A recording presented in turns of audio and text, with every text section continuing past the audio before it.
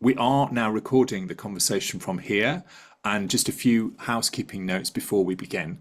We're recording the main session only, not the breakout rooms. Please keep your mic muted during the Q&A unless you're invited to speak. Please feel free to use the chat at any time, which you all are, and that's really great. We've got this conversation going.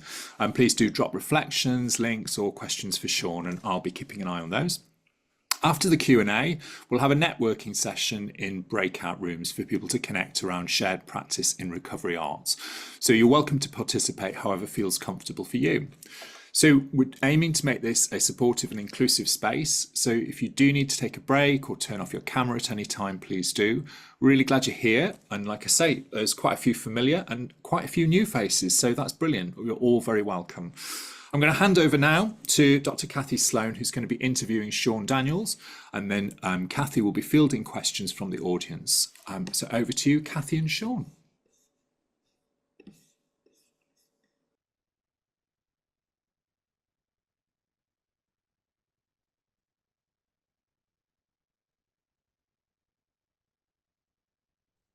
Did Cathy freeze? Oh, there. Oh, yeah, there you're back. Great. It was frozen there. I was just about to Oh, contact Leon and go, oh, my internet.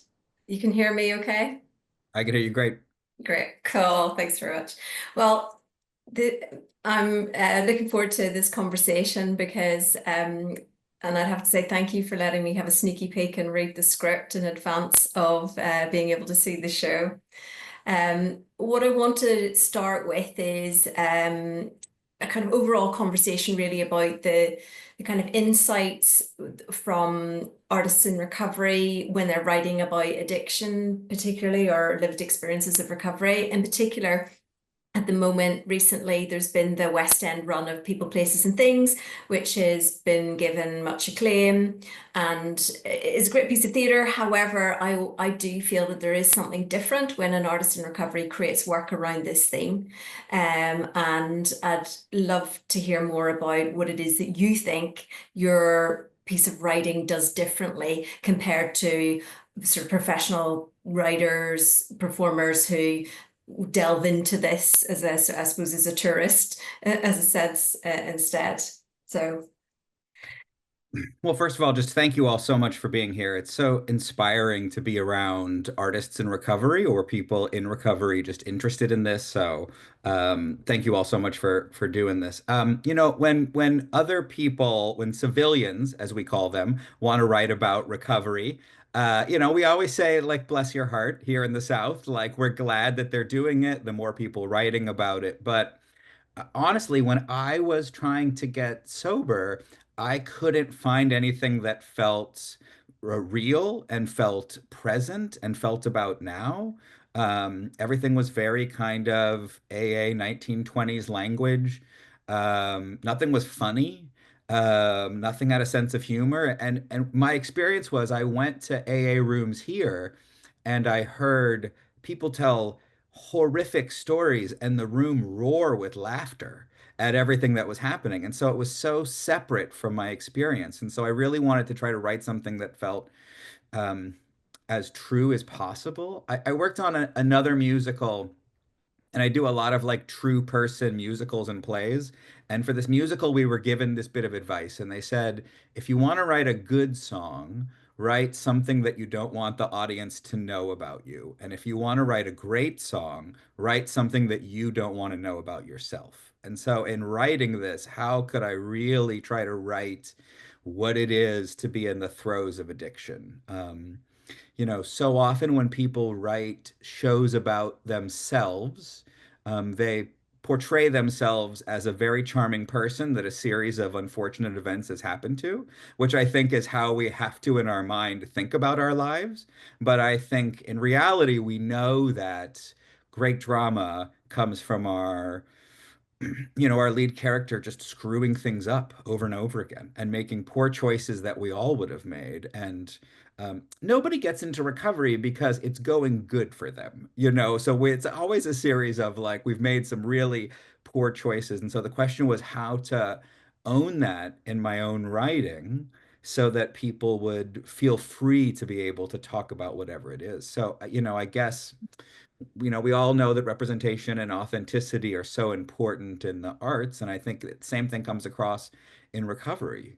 Um, So you there's know, a couple of things that are interesting there, one of which is the use of comedy, yeah. the use of comedy to deal with difficult subject matter, but also I wonder if the comedy is also useful in that for instance, you resist that poor me trope that whenever we say we watch films or TV or plays around addiction, there's usually the trauma story. And yes, of course, often there are complicated histories and stories that kind of that kind of are in the background to journeys towards active addiction, but you deal with it in a more kind of a kind of like owning your kind it's almost like your kind of yeah your step four or whatever, you're kind of owning the your accountability in a way, or it's done in quite in a way where we're seeing the messiness and the bad choices. So there's that mixture of kind of you revealing that you are actually struggling, and the complexity of that and the difficulty of this and some of the difficult things that inform your lived experience, but then at the same time use of comedy almost as a kind of, well, I'm not going to apologize for myself either. Here I am. This was not good. I just wonder if you want to kind of elaborate on those devices and how, again, that is slightly different in terms of the representation of stories of addiction recovery in the mainstream media.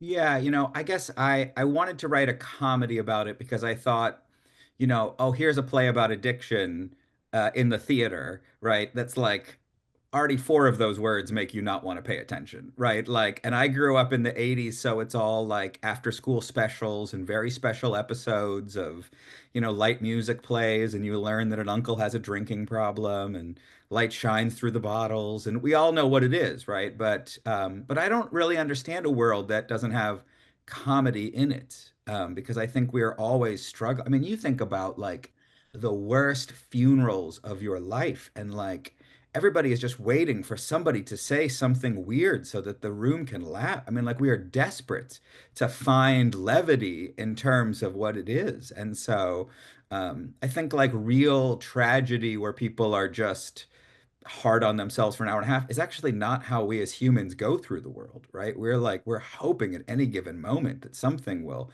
break the tension. And also, those of us that are addicts are usually pretty charming people. And so it's also one of our tools that we use to get away with it for so long was to be able to try to slide through moments with comedy. So I wanted to write comedy because I also just thought like people will actually pay attention to this and get through the whole thing if they find it enjoyable. And my experience was like some really hilarious things happened along the way. And I think like black humor is such a part of recovery circles. If you think about like what you're talking about pop culture, right? And how we're portrayed.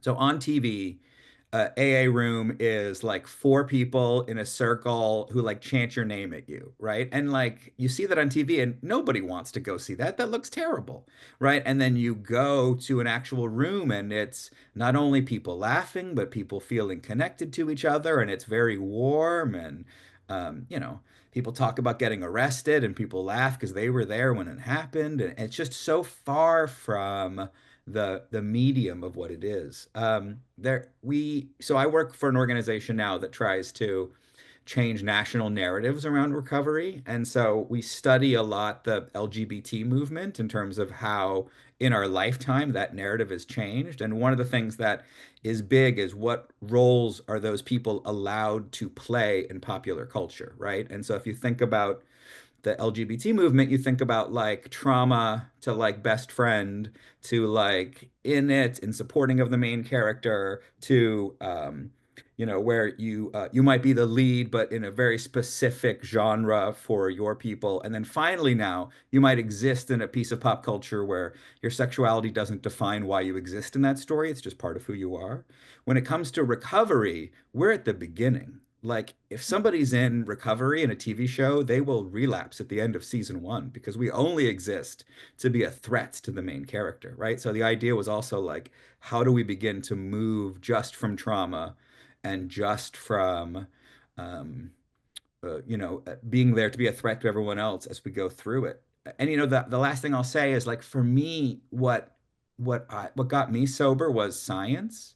Like I really, um, honest to God, like I learned about like dopamine and I learned about neural pathways and I learned about brain neuroplasticity and all these things. And suddenly it was like, oh my God, this has been a disease since the late 50s. And we don't, no one talks about any of this, And so I wanted to figure out in a sneaky way, how do you get that message out?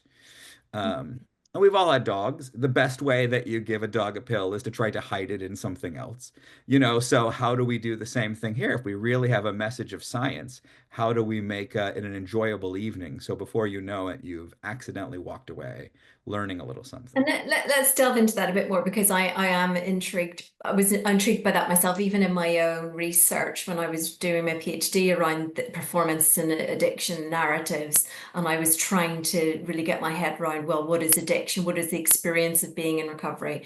And there are so much research out there and so many arguments about what goes on in terms of addiction and what is recovery. Right. But we do know that 12 steps has always been well understood to be one form of recovery that has been very effective for people. And there's a certain, I suppose in more recent times, people are more outspoken about 12 steps, whereas I know, in terms of the traditions, there's a kind of tension there as to, do you speak about 12 steps and in what way? But I'm particularly interested in how this piece that you've written not only talks about your recovery from a 12 step perspective, but also about that issue of the higher power. And for someone like myself, who's a kind of slightly allergic to all organized religion, thanks to my difficult upbringing, and maybe you can, resonate with that and share on that.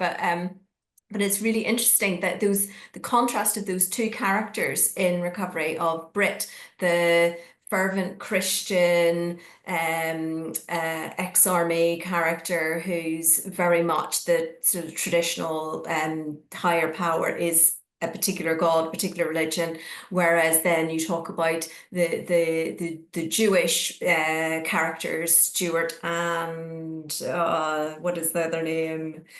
Right. Yes, who talk about science. And I think that's really interesting. So maybe you could elaborate a little bit more on that for us around what that does in terms of the message of recovery and journeys of recovery. Yeah, so I was raised in a very religious household growing up. And so when I was trying to get sober, and it took me a year and a half to get 90 days. When I was trying to get sober, I would go to these meetings and people would preach about higher power and I just thought I was screwed. I mean, I literally just thought like, oh no, I'm not going to be able to do this because anything that is organized religion. I mean, and I was a part of a very conservative organized religion, so there are tons of horror stories, and I really just couldn't get back into that in any way. And if that was the answer, and for I don't know exactly know how it is in the UK, but like in the US, like the the country has used 12-step programs as a way to not have to fund mental health services, right? So I got an aggravated DUI in the state of Kentucky, and so I was sentenced to attend AA meetings for a period of time, right? So it's a way for the state to use what free services to be able to rehabilitate people. There's no accountability of like how good those meetings are or what they are or where they are, but it's a way for them to just pass the buck on to somebody else, right? And so I think that's really become over here the mainstream of how people do it. What's crazy, so I was in, if people don't know the play, so I went to rehab. I had a very conservative former preacher turned addiction specialist. He was in the Air Force. He was a cocaine addict. He was like, if you met him, and I put him on stage, you'd think it was too much, but it's like in reality, that's who he was. And I struggled for a while, and I was really at the end of it when he said, like, that's it. You're gonna have to get sober with the Jews. And he sent me to these old Jewish men who lived in Florida, who get together weekly and argue about the principles of sobriety um, with very well catered meals. And so for me, just to find a group of people who, and as soon as I walked in, they were like, "Do you no longer want to be a scumbag?" And they really, they were so thrilled that I didn't know about science because they wanted to explain it all to me. And they wanted to walk me through brain chemistry. And it's all these things that um, any other disease, we would lead with that. I mean, it's fun. If you think about like diabetes, which is a very similar disease, right? That's a combination of genetics and personal choices. We even have what we call over here like pre-diabetic, where you go and your doctor says, if you don't make changes, here's the way that your life is going to be. And then if you have diabetes, we don't wait till your leg falls off before we get you medical help, right? We get you medical help right away, right? And we always lead with science. But when it comes to addiction, which is very similar, we just lead with AA. I think because it's been a cheaper way for our government to be able to take care of mental health and to underserve them. And so for me, I can't for the higher power part is very hard for me. But once I got into science and I realized, like, oh my God, that's, that there are chemical things that are happening in my body that are beyond my control. Suddenly it made so much more sense. Suddenly that wasn't a moral failing. Suddenly that was just what was happening. I have a 6-year-old daughter, and the majority of time when she's upset, it's because she's like hungry or tired. It's like it's all chemical, right, in terms of what's happening. And so we kind of understand it with kids, but I think for me, when I realized like, oh, nope, my brain is just trying to drink again because I have a lack of dopamine and that's what I've done in the past. I was for the first time able to not feel like I was a failure in terms of doing what it is. And so part of the white chip is like, listen, whatever works for you, you should do. You know, I have a friend that's part of a like Taylor Swift 12-step program called like Taylor Steps. And it's like, that's not my thing, but if that works for you, you should do it. And so for me, it's all about science because to me, that took off the pressure of having to buy into a higher power that other people do. And it made me just realize like,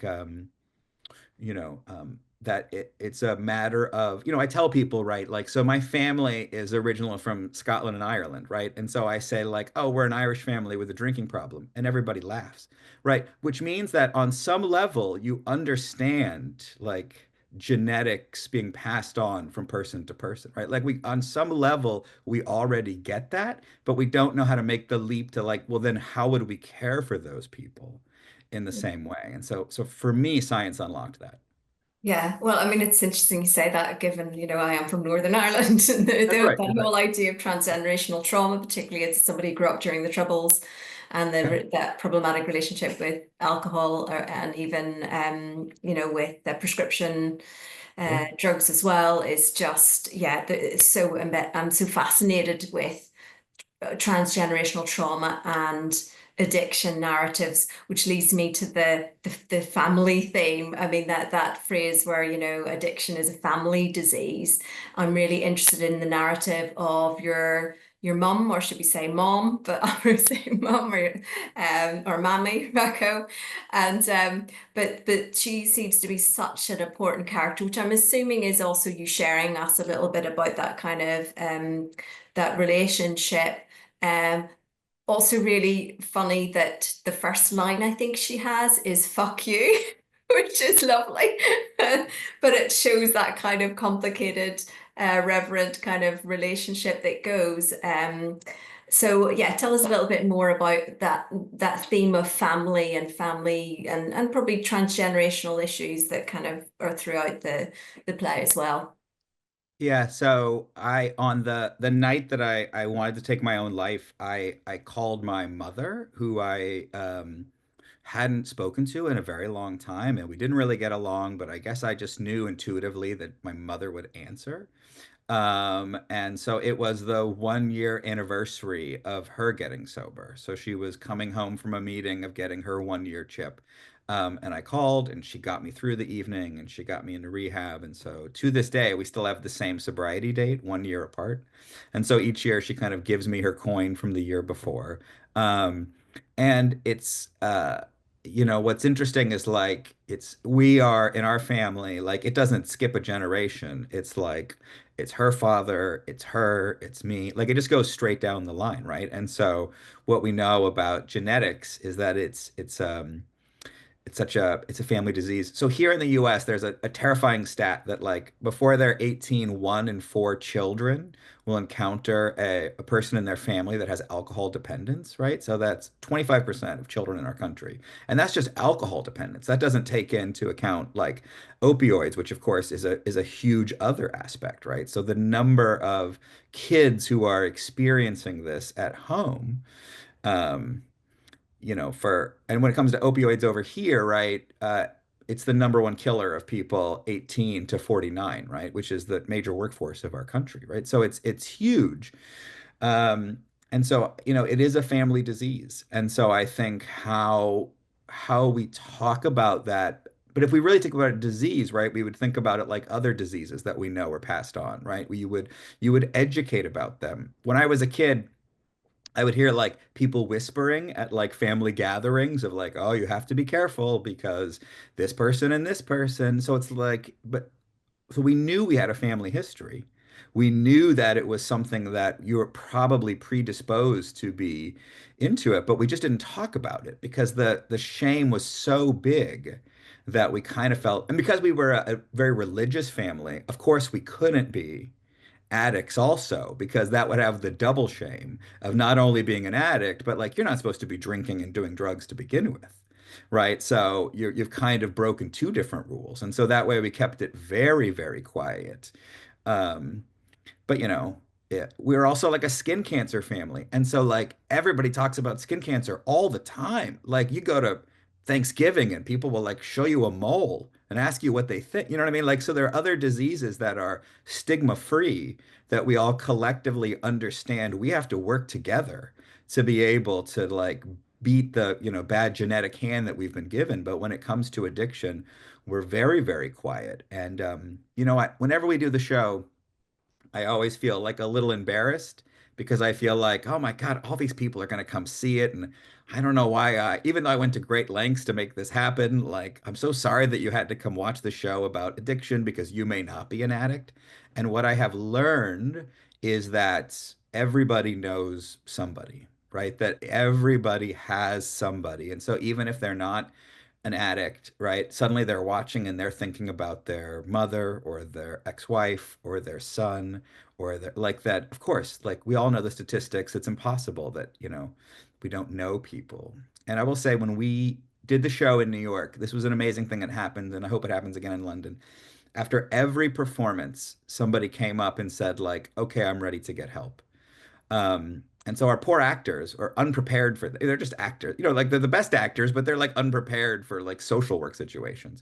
And so we had to, put together resources very quickly. But it's kind of amazing if you think about like, why would you go see a play? Like if you're in trouble, like plays, like I feel like a play is a weird thing to do, except that what I've come to realize is it's like the lightest way of kind of trying to see what a community looks like, right? It's like the light, I didn't want to go to AA meetings because I knew if I went, like those people would know I was an alcoholic, even though they were there for the exact same reason. I knew I'd be outed as soon as I walked in. But going to a play, I haven't admitted anything, right? I'm just there to be a part of it. And I think we all know the power of what happens in the arts and how we are connected with each other and how our hearts beat together and the ways that it stimulates our brain.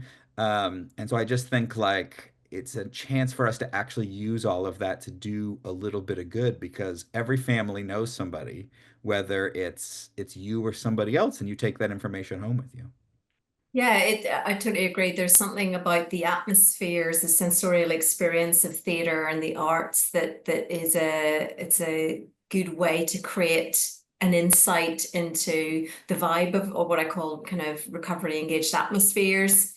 And a piece like this has so many layers as well in terms of what you're revealing about addiction recovery, whether it's the family connection or the complications with your route to recovery and so on. And it can, and theatre can, with its signs and metaphors, do that, and comedy do that so easily. So we're at 1:30, so I'm going to hand over to the audience if they want to ask some questions so that I'm not Great. hogging all the questions. Is there, Leon, how do you want to do this? Do people want to put questions in the chat or you're on mute? Oh, You're on mute, Leon. That wasn't very professional. Okay, there was, yeah, so by all means, post questions in the chat if you want to do that and want me to ask them, or if you want to put your hands up. Otherwise, I would say carry on talking. The conversation is going really, really nicely and is very interesting. So, if anybody has any questions and would like to speak, let us know. I think we got a question from Wendy. Ah, Wendy. Okay, sorry, I can't see any of the. Sorry. Go ahead. Hi, Wendy. Hi, yeah, thanks. Oh, thank you ever so much, Sean, for that introduction. There's so much in what you said that I really latched onto and appreciated, especially what you said at the beginning about how recovery is only going to become normalized when it's allowed to be not the most overwhelmingly important thing, that somebody can be a person in recovery and have lots of other things about them that are important as well. I really appreciated that point. But what I wanted to ask was, I gather that the play, I haven't seen the play or read the script, so forgive me, but I gather it's autobiographical, and that means other people other than you from your life are represented in it. And I'm really curious about that, and I guess as artists, kind of responsibilities to other family members in storytelling, and how does that play for you in this particular piece of art? yeah, it's a great question because it is autobiographical. And there's um, one of the things that we did eventually is that I changed the name of the lead character. So to give myself a little bit of room, because everything is true that's in it, right? But it's like life is very messy and life doesn't really happen in kind of a clean 90 minutes, right? So like people have been combined into certain people. There's a theory in storytelling. I don't know if it's true, but like that the audience can only hold like seven offstage named characters before they get confused about like who it is that you're talking about, right? So like events have been combined, people have been combined, try to figure out, because even for me, the story doesn't always make sense about how I was doing great and then suddenly it fell apart, right? And so I was really lucky to have collaborators that I worked with that could just tell me when they're confused. They could tell me when they're thrown a little bit by it. I will say my mother's sobriety I reveal right in the show because we talk about it, but nobody else's gets revealed. So I think that's, there's the controversial part, right, of any 12-step program is like, why are you talking about this? We're not supposed to be talking about this. And honestly, every time we do it, there's always like a little bit somebody writes in to tell me that I don't understand the 12 steps and I don't understand, anonymity and how dare I, and it's we look forward to it every time. But I think like the thing is I don't really bust anybody else's recovery except for people that are very out about it. Um, but then again, like I have a brother who still struggles, and so I just didn't put him in the play because it felt like like not everybody needs to be a part of this, and it doesn't have to be overwhelmingly true. I think and I just had to trust the people I was working with. We as I'd worked a lot as a director beforehand, and I told so many playwrights, you know what, we would love this play so much if it would just stop right now. Can we just end? Like we've all watched a play that like misses an ending, and you're like, oh, and so you just have to trust. And so when we were working on this process, I had a playwright that was like, you need to cut this ending in half. And my first instinct, because it was autobiographical, was like, who the F are you? Like, we have to get the real story out there. And then I just thought, like, oh my God, if I was right all that time, I bet that she is right now. Right. So yeah, I had to trust people that were in the room to be like, we got it. We just need to end it. We need to put these things together. I don't understand why this scene is here. And I had to really dive into what it is because real recovery is messy, right? And it takes a long time. And um, for making sure that a civilian watching it can sort of understand the journey, both down and back up. And so, yeah, but it's so of the real people in my life, very few of them are named in the show, right? One of the choices we made was like the people are called like mom and dad, and like they don't have names because that freed us all a little bit of feeling like we had to tell their full story. And I think like that was a big part of the process of putting it together was like, what information do you really need to be able to follow? It seems like there was an extensive review process, so all the decisions you've made have been thought about carefully as opposed to a gratuitous telling of your story. Yeah, and to the nice thing is like before it came to New York, it had two other productions that were, kind of what we call like the regions before you try it out, and you get to do rewrites with actors, and so really just trying to figure out like what do the people respond to, what do they get confused about, what do you have to know? It's so funny. The show is the best when it's like a third like former drunks, a third people that know what it is, and a third civilians. Because if it's just drunks, they just laugh the whole way through and the rhythm is off and you can't get anything done. And if it's just civilians, they like, it's a horrific story. Like, why are you telling us this? This is terrible. But it's like if there's enough people in the audience to give everyone permission to laugh at things, then suddenly we kind of all go for the journey together. And that's the amazing thing about theater, right? There's no other art form where it's like you are forced to sit by other people and experience them at the same time and wonder why they laugh and you don't, or you laugh and they don't. And so, really, clarity of storytelling was, I think, such a thing we were obsessed with about making sure they understand. Because, to the average person, like it doesn't make sense. It doesn't make sense why you have these horrific events and then they think like, well, that was the end, and you were like, actually, there was a whole nother year before I finally got so like, why would you not stop at that point, right? And so just trying to really be clear about what it is and making sure that the audience can follow what the story is in a given moment. It's so important that also it's a reminder of that maybe people like civilians as such don't appreciate is that it takes several goes for many people to finally kind of sustain sobriety or be remain in recovery. And so the very premise of the play, the white chip, is in a sense that's so important to kind of reveal that your collection of, I think at one point, isn't it, I've read in a review that you have a fishbowl of white chips.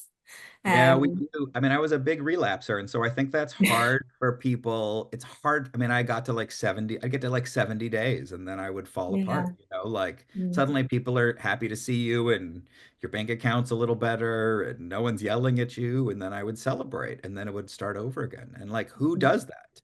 So I just think like making sure that we can bring everybody on the ride for how that happens. Looking back, right, and maybe this is for a lot of our journeys, in retrospect, I can see it, right, that I drank 2 nights a week, and then 3 nights a week, and then 5 nights a week, and then lunches, and then eventually in the morning, right? But I don't, only in retrospect can I see the real descent, and so try to figuring out how do we tell that in a way. I will say the other thing that's hard, just from a writing perspective, is that um, the most for all of us that are in recovery, maintenance is the of like a very important aspect, right? And that's not dramatically interesting. So how do you, because drop like old drama theory would tell us like you bottom out like right before the end, right? And then you like save the day and then the play ends, right? But that's not actually how recovery. So the story of recovery doesn't match natural like storytelling modes of what it is. So figuring out how do you make recovery and maintenance, like I'm 13 years sober. Like that, how do you make 13 years feel like it's dramatic and not feel like any structured story just goes on and on and on at the end? And so I feel like that was a big part of our conversations also, because we're kind of bucking what we've been told Act 4 and Act 5 are supposed to be, right? Like Yeah. theoretically, I should crash my car in Act 4 and I should get sober and then curtain, right? Because that's the Yeah. way that most structures happen. Yeah, and that's an interesting point actually. As someone who teaches theatre students, it's almost that, the conflict, the crisis, and then either the resolution or cliffhanger. Correct. Whereas actually the recovery story, which is so important, is about that maintenance and that story of how do you maintain it, and you do manage to do that. There are moments that you reveal that. I'm going to make space for any more questions. So, are there? Molly, I Yeah. believe you've got a question. Hi there. Really fascinating. And thank you, Sean, for sharing your story and your creative process as well. I'd just like to ask a little bit about when you're telling your story, often when it's autobiographical, there are really traumatic moments that you have to deal with. And then every time you're putting the play on, you're do those traumatic moments kind of resurface for you? And if they do, how do you, take care of yourself in those kind of moments? And how do they not become re-traumatizing when you're telling your own story? It's a great question. And the first time the show happened in New York, I didn't realize I was doing this. I was every night when I watched previews, I was going through the whole thing. It was traumatic to be able to do it. And so honestly, that second time that it was in New York, I didn't watch all the previews. I would do, I would come in, I would watch, I would do my notes, and then I would not come for a couple days because it's almost impossible for me to watch the story. And there's at one point I drive my car straight into a telephone pole, and it's just like even the sound of it and the memory, it comes back. And so I just had to learn to kind of separate myself from it a bit, because it is hard. It is hard to not be there in those moments as you go through it. So I don't know that I have a great answer for that, except that I've just had to learn to be like incredibly careful and know that there's a cost to watching it. And so having just to space out as a writer, because usually as a writer, you just come to every performance that you can, right, to be able to make adjustments. And I've just had to learn to trust the people that are in the room and to spread out when I attend, because it really is draining on me to go through it. Speaking about cost, I think that it's useful to kind of maybe reflect with you on, some of the narrative of the play is about you in an industry that's soaked in alcohol. And that's why, in a sense, it seems that you're able to hide it so easily for so long, like the cocktails at lunch, which might be less forgiving if, say, you were working in other kind of contexts. But if it's already a cost to be kind of viewing your work, to be staging your work, how also is it difficult being an artist in recovery within environments that are soaked in alcohol still? Or whenever you're staging your shows, how do you do that differently? Do you have something else that you do to create a more sober friendly space? Yeah, so what's the hard part, I think, when I was struggling, was that there's also like a myth, right, in the arts that like it's just part of it, right? That there's just like a deal with the devil you have to make to be like, you have to live bright, and you have to, you know, um, nobody wants a sober Jack Kerouac, nobody wants a sober Hunter S. Thompson. Like that's just not part of what it is, right? Like you're supposed to, burn bright and die early, at Gained 27. artist. That's right. You know what I mean? And so like that's part of it. And then also, we're in an industry where, every event is like a fundraiser. So it's booze soaked in hopes that everybody gets emotional and donates. And, you're often taking people out for lunch to ask them. And so you're right. If I was a banker, probably would have saved my life along earlier, because they'd be like, stop coming to work drunk. But it was, it's like, well, when you're in the theater, like, you're supposed to be eccentric and you're supposed to be, and and one of the things I was so worried about was that the thing that made me an artist would be gone when I got sober, that I would be boring, that I would not be able to do those things. And so that's why I'm so impressed with, we have a writer over here, Terrence McNally, who's one of our great writers of the American theater, and he got sober, and the first play he wrote afterwards was Frankie and Johnny and the Claire de Lune, which is like one of the all-time great plays. It just had a Broadway revival, and it's like we need to talk more about artists that when they got sober, then like were able to then create amazing work. And I always thought like, oh, it's not taking a toll on my work. And to look back now, it's a little embarrassing. Like, of course it was. There's no way that it wasn't. But to your point, also now, I spend a lot of time trying to figure out how do we make recovery friendly workplaces for artists, and how do we figure out how to do it, because even now I go to events and there's like tons of free booze and like a water fountain, and that's in 2025 if you don't want it. And so how do you follow all the same rules of like how do you bring your own Diet Coke? How do you figure out those things? And I think it just has to be normalized that people in recovery are going to be at your event. And how do you set up those things in advance? But it's still, in our industry is still very hard. I will say that God bless them. But before the last production in New York, this play has the worst opening night parties. Like nobody knows what to do. Like what do you do in a play about like nobody wants to go party afterwards, and no, but and then so like we tried to do like a matinee with cookies, and like that felt lame. And so like finally like they figured out how to really like how can you celebrate um and actually like throw a party, like be unafraid and throw a party. It just doesn't have to be around booze.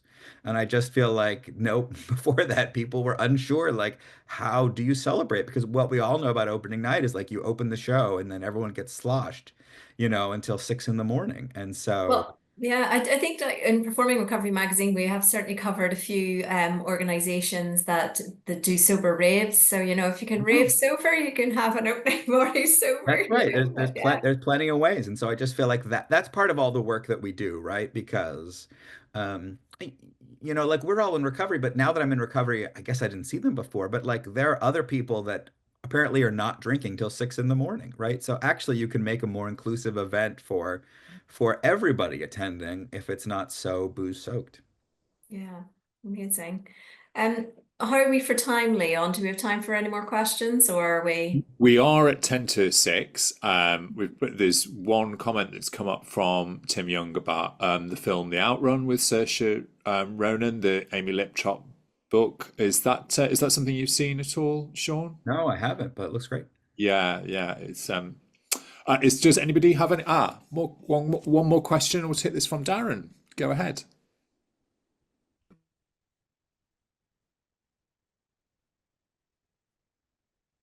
Hi, Darren. Sorry, I'm unmuted. Yeah, thank you so much, Sean.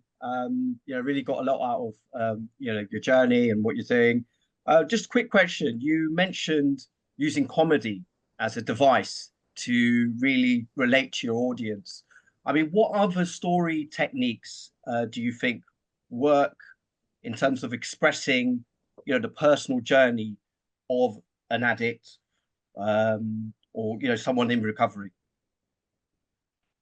And also, if I could extend that to in terms of audio and in terms of how in terms of staging.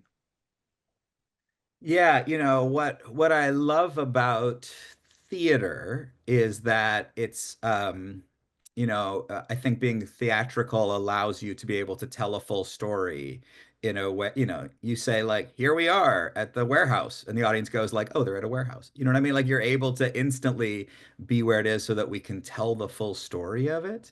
But I will say one of the things we're working on now is like an animated short that's inspired by the play, because we had a Netflix producer who came to it, and she brought her teenage boys, and her teenage boys talked to her the whole way home about it. And like they're teenage boys. They don't talk to their mom about anything. And so afterwards she was like, we have to figure out how we can make this message available to people in a larger medium. And so, because, theater is great, but it happens in one town at one weird time if you have a certain amount of money and know about it, right? So, how do you actually make some art that is available to people at 4 in the morning when they are really trying to figure out like what it is, right? And so, one of the things that we're having a lot of conversations now is about how do you, as we transfer mediums, how do you keep that same type of dangerous honesty that keeps people watching, right? Keep that authenticity. And then how do you be funny in that medium so that people watch what it is? I mean, we all, on social media, right? You kind of like watch with your thumb hovering above, and the second it loses your interest, it's gone, right? So how do we figure out how to figure out what worked in the play, which I think is that it felt like, oh, we're really going there, but how to do it in a way that feels like it's right for the medium. But I would say for any medium, right, there are people that love that medium. There's people that I would love to see sober operas. I would love to see other things because I feel like there are people that are experts in that medium that would help us to figure out like how do you get that message across to those people. Um, Here in Florida, this is a very strange fact. The highest growing overdose age group is 60 to 74, right? And so people are trying to figure. So when we say like there needs to be like recovery operas, it feels like, well, that's kind of weird. And it's like, well, no, because you don't have to be 20 to get sober. You might be struggling at 65, and there's a whole level of shame about what it is to get sober later in life, right? There's a whole level of shame to have to like go to your first AA meeting at 70, right? So how do we really break down stigma, and how do we reach them with the art that they're already consuming, right? Because that's going to be our best bet. Yeah, there's some interesting comments coming up over the chat as well, and just to flag that that Leon has posted details that the play White Chip is coming to London in July, August, and we will be posting details on that via the Performing Recovery website and magazine. So if you are able to come to London, then that would be I imagine, it would be great. I'm looking forward to seeing it myself. Um, there's a question about are any of the actors in recovery? So, It's a moot point because it's also yeah, I know. So, what's so funny though is that, I think actors are amazing and they can do anything. But the most recent New York productions that we did was the first time that a lead actor was sober. And so I just think like, of course, people can learn and do it, but there's a understanding of just what it is, right? And I feel like Joe Tapper, who did it in New York, but he's not coming to London, was the first time a sober actor had done it, and it just, there's certain lines that just struck him in a way that maybe a regular actor wouldn't know to make such a big deal out of it. I guess as a theatre academic, I talk about it being like embodied knowledge, that the way in which the body keeps the score in a way, there's something about that lived sensation in the body that when you then perform it is so much more raw or just authentic when I work with performers in recovery doing that than someone who is in a way trying to replicate it from outside. Yeah, it's interesting. Leon, how are we for time? Do we need to move? We're very quickly just going to ask Jola's question. Does Okay, does your autobiographical narrative change over time due to your immersion in art? And also I'm going to combine that with Josie's other question, which is there any way of reading a script or listening to an audio recording? I think I know the answer to the second one, and there isn't, is there? but you can read the book, the published script. But Yeah.